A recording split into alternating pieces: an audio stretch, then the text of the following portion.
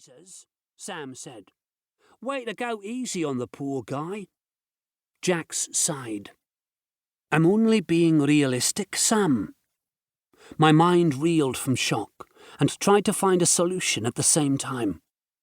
I couldn't think straight, but I had to for Lucy's sake. I wasn't going to just float around on the waves while she lay curled up in the storeroom becoming a monster. I looked at Jax. You said you were going to try to find Apocalypse Island.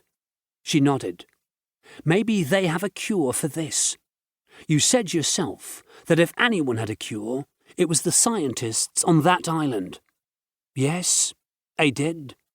But it's a secret government research facility, Alex. They aren't just going to hand you the cure, and that's assuming a cure even exists. Don't you think that if they had developed an antivirus, they would be handing it out by now? But they might have it, I said, desperate to believe that there was something I could do for Lucy. I couldn't accept a situation with no hope.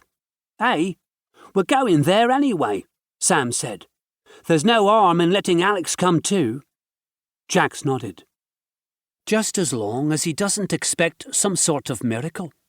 We're not even sure we'll find the island. We got a good lead on the coordinates when we were doing the story on the island, Sam said. We have a chance to find it. That's all Alex is asking for, a chance. He was right. The slightest glimmer of hope would be enough to motivate me into action. I needed something to hang on to, even if it was just a thin thread. We should get moving, he said. Do you want me to stay on here with you, man? I nodded. Yeah, I'd like that. Jax climbed back onto the escape.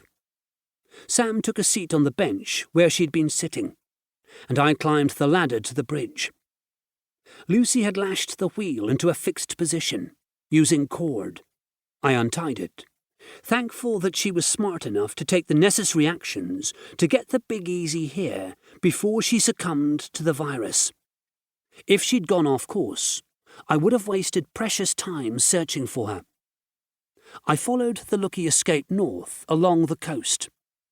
We kept a couple of miles offshore, aware that the army was fortifying positions at marinas and docks. We didn't want to be taking fire from artillery on the cliffs, or tank on the beaches. Sam remained mostly quiet, apart from an occasional, "Everything's going to be okay, man," or, "Don't worry, dude, we'll find that island." I knew he meant well, but my natural pessimism shook off his kind words. I could only think about what would happen if we didn't find Apocalypse Island. And even if we did, what if there was no cure?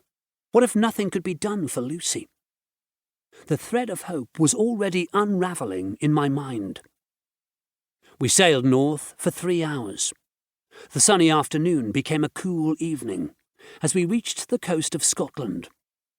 I switched on the running lights and asked Sam to get me a sweater. When he came back with it, and one for himself, he handed it to me quietly. I realised he must have fetched them from the storeroom and seen Lucy curled up in the corner.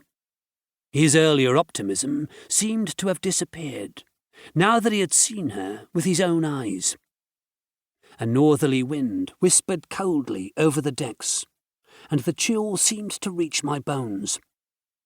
The escape changed course, heading away from the coast into the open sea.